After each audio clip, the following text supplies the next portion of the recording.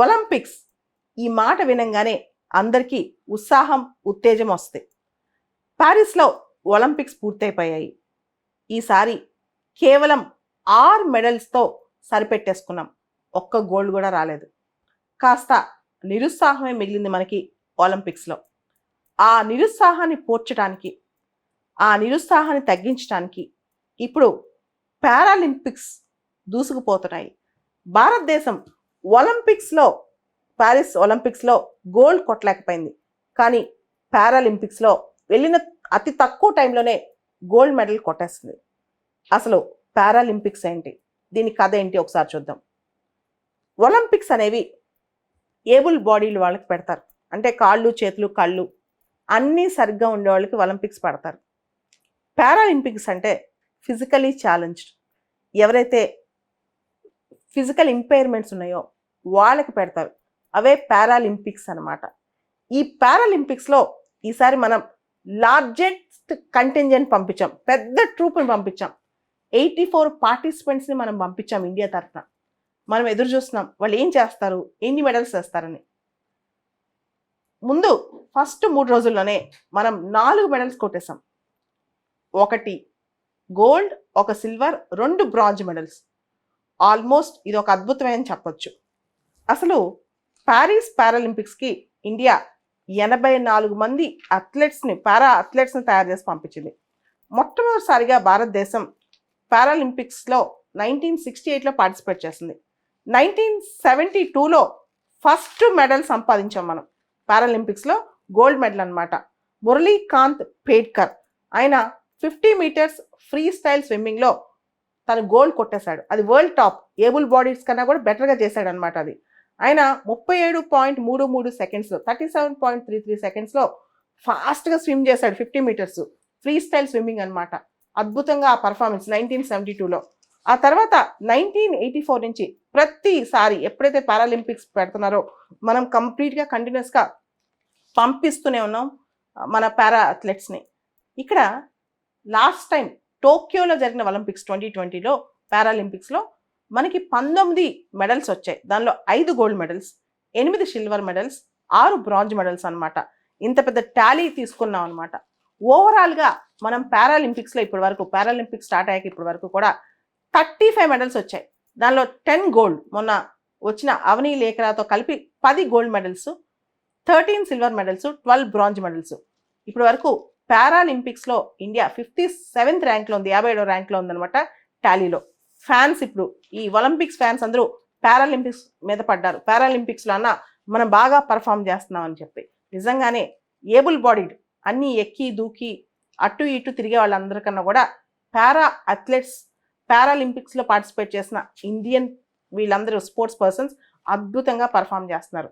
దానిలో చెప్పుకోవాలంటే ప్రత్యేకంగా అవనీ లేఖ్రా, ఈ అమ్మాయి సెకండ్ టైం, లాస్ట్ టైం టోక్యోలో గోల్డ్ గెలిచింది, ఇప్పుడు కూడా గోల్డ్ గెలిచింది అనమాట 10 మీటర్స్ ఎయిర్ రైఫిల్ షూటింగ్లో. సో లాస్ట్ టైం గోల్డ్ వచ్చింది, మళ్ళీ కూడా గోల్డ్ వచ్చింది. ఆమె రికార్డ్ ఆమె బద్దలు చేసుకుంది. లాస్ట్ టైం టోక్యో ఒలింపిక్స్లో అవనీ లేఖ్రాకి 249.6 పాయింట్స్ వస్తే ఈసారి ఆవిడ రికార్డ్ ఆవిడే బద్దలు చేసుకుని 249.7 పాయింట్స్ వచ్చేసింది అనమాట. అవనీ లేఖ్రా చెప్పింది, నాకు చాలా సంతోషంగా ఉంది, నన్ను నేను డిఫెండ్ చేస్తున్నందుకు. ఎందుకంటే ఒక్కసారి సక్సెస్ సాధిస్తే మనం అనుకుంటాం అది విక్టరీ అని, 2 సార్లు చేస్తే హిస్టరీ అనుకుంటాం. ఒక డిఫరెంట్ లేబుల్డ్ అమ్మాయి ఎక్కడి దాకా వెళ్ళి పోరాడితే. మీకు తెలుసా అవనీ లేఖ్రా చరిత్ర? ఆవిడికి 11 ఇయర్స్ వయసు ఉన్నప్పుడు కార్ యాక్సిడెంట్ అయిపోయింది. నడుం దగ్గర నుంచి కింద భాగం ఏం పనిచేయదు, కంప్లీట్ వీల్ చైర్ వేస్ట్. తన రైఫిల్ తనే ఎత్తి షూట్ చేస్తుంది అనమాట. ఆవిడ కేటగిరీ SH1 కేటగిరీలో ఫైట్ చేసింది, ఇప్పుడు షూటింగ్ చేసింది. ఆవిడ కొరియన్ అమ్మాయి లీ యున్రీని బీట్ చేసింది. అదేవిధంగా సేమ్ షూటింగ్లోనే మోనా అగర్వాల్ మన అమ్మాయే బ్రాంజ్ కూడా వచ్చింది. అంటే షూటింగ్ పోడియంలో సక్సెస్ అయిన వాళ్ళు ముగ్గురులో 2 ఇండియన్సే. ఒకళ్ళు అవనీ లేఖ్రా, రెండో వ్యక్తి మోనా అగర్వాల్ అనమాట. మోనా అగర్వాల్ పరిస్థితి కూడా, ఆవిడ చిన్న అమ్మాయి, అప్పుడే పోలియో వచ్చేసింది. ఆవిడ కాలు పోలియో వల్ల పనిచేయదనమాట. ఆ అమ్మాయి ఇప్పుడు షూటింగ్లో బ్రాంజ్ మెడల్ తీసుకొచ్చింది భారతదేశానికి పారాలింపిక్స్లో. తర్వాత Avani Lekhara back to back Tokyo పారాలింపిక్స్లో, ప్యారిస్ పారాలింపిక్స్లో 2 సార్లు గోల్డ్ మెడల్ తెచ్చిన ఫస్ట్ మహిళ. ఇంతకు ముందు 2 సార్లు గోల్డ్ మెడల్స్ వచ్చాయి పారాలింపిక్స్లో మనకి. అతని పేరు దేవేంద్ర జజారియా, అతని మేల్ అనమాట. అతనికి జావలిన్ త్రోలో వచ్చాయి. ఈ అమ్మాయికి షూటింగ్లో ఫస్ట్ మహిళ, మొదటి భారత మహిళ 2 సార్లు గేమ్స్లో, ఒలింపిక్స్లో, పారాలింపిక్స్లో గోల్డ్ మెడల్ సాధించడం అనమాట. అండ్ దాంతోపాటు ఇది ఇండియాకి 10వ గోల్డ్ మెడల్ అని చెప్పొచ్చు. ఇక మనీష్ నవాల్ ఈ పారాలింపిక్స్లో భారత్కి సిల్వర్ మెడల్ తీసుకొచ్చారు. తను 10 మీటర్ ఎయిర్ పిస్టల్లో సిల్వర్ మెడల్ వచ్చిందనమాట. మనీష్ నవాల్ కథ ఏంటి తెలుసా? చిన్నప్పుడు పుట్టుకతోనే డాక్టర్ తప్పిదం వల్ల అతనికి చెయ్యికి రైట్ హ్యాండ్కి వచ్చే నెర్వ్ కట్ అయిపోయిందనమాట. దాంతో చిన్నప్పటి నుంచి అతను ఇంపైర్గా ఉన్నారు. అతను 10 మీటర్స్ ఎయిర్ పిస్టల్లో అతనికి సిల్వర్ మెడల్ వచ్చింది పారాలింపిక్స్లో. దాని తర్వాత ప్రీతి పాల్, ఈ అమ్మాయికి సెరిబ్రల్ పాల్సీ. ఈ అమ్మాయి ఉమెన్స్ T35 100 మీటర్ ఈవెంట్లో, అంటే అథ్లెట్ ఈవెంట్లో ఈ అమ్మాయికి బ్రాంజ్ మెడల్ వచ్చింది. మనం కనుక గమనిస్తే ఇండియా నుంచి వెళ్ళిన పారా అథ్లెట్స్ అవుట్ పర్ఫామ్ చేస్తున్నారు. ఇన్ఫ్యాక్ట్ ప్యారిస్ ఒలింపిక్స్లో మనం ఎక్స్పెక్టేషన్ మించి పారాలింపిక్స్లో మన వాళ్ళు ట్రై చేస్తున్నారు, అందరిని బీట్ చేస్తున్నారు. వీళ్ళకున్న ఆ విల్ పవరే వీళ్ళని గెలిపిస్తుంది. ప్యారిస్ ఒలింపిక్స్లో ఏబుల్ బాడీడ్ ప్లేయర్స్ ఒక్క గోల్డ్ మెడల్ భారత్కి తేలేకపోయినా పారాలింపిక్స్లో మాత్రం ఆల్రెడీ మనకు గోల్డ్ మెడల్ వచ్చింది. గోల్డ్ మెడల్ వచ్చింది, సిల్వర్ మెడల్ వచ్చింది, 2 బ్రాంజ్ మెడల్స్ వచ్చినాయి. ఇంకా మెడల్స్ టాలీ పెరిగే అవకాశం స్పష్టంగా కనిపిస్తోంది. సో ఈ టైంలో మనిషి ఏదైనా గెలవాలంటే కాళ్ళు చేతులు కళ్ళు అవసరం లేదు. విల్ పవర్తో దేన్నైనా గెలవచ్చు, ఎంతటి దాన్నైనా సాధించవచ్చు. డిజబిలిటీ అనేది ఒక ఛాలెంజ్, ఒక ప్రివిలేజ్ కాదు. ఏ వ్యక్తి అయినా సరే దాన్ని ప్రివిలేజ్గా వాడుకోరు.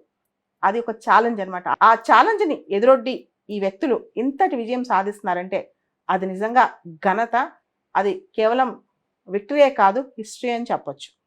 అదేవిధంగా రుబీనా ఫ్రాన్సిస్కి బ్రాంజ్ వచ్చింది ఎయిర్ పిస్టల్లో. ఇలా మొత్తం భారతదేశానికి ఇప్పటికి 5 మెడల్స్ వచ్చేసాయి. 1 గోల్డ్, 1 సిల్వర్, 3 బ్రాంజ్.